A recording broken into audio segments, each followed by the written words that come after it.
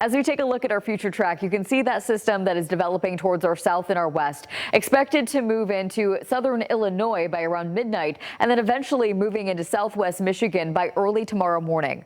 Most of our morning commute will be in good shape. However, conditions will deteriorate as we go throughout the day. Widespread heavy snow will develop between 2 to about 5 p.m. is where we are expected to see rounds of heavy snow widespread across the region.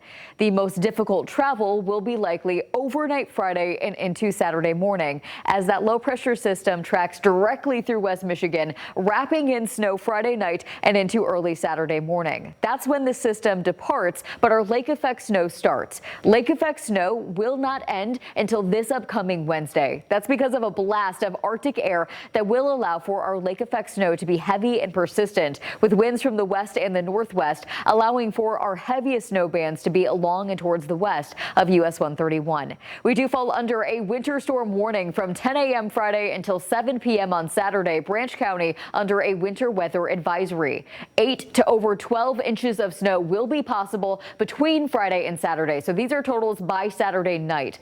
6 to 8 inches of snow through Battle Creek and Lansing, but isolated higher amounts are likely. In fact, we could see snow totals up to 14 inches for parts of West Michigan. But let's talk about the wind. That is a key element of this forecast, seeing that we could have wind gusts up to 50 miles an hour. That could create near whiteout conditions. In addition to that, power outages will be possible. Winds will shift coming from the northwest on Saturday, bringing in that colder air and setting us up for lake effect snow.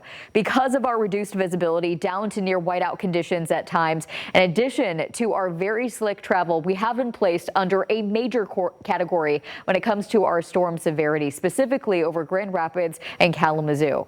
We've been mentioning the possibility of blizzard conditions, but in order for this storm to be considered a blizzard, it needs to meet specific criteria. It needs to have wind speeds at least 35 miles an hour and visibility below 1/4 of a mile for 3 hours or longer. Without that criteria, it is simply not a blizzard.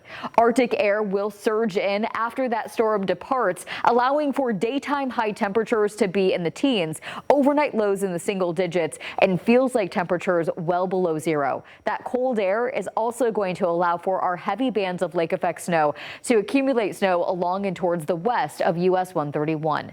A look at our Super 7 day shows high temperatures in the teens, overnight lows in the single digits, and each and every day bringing the chance of snow.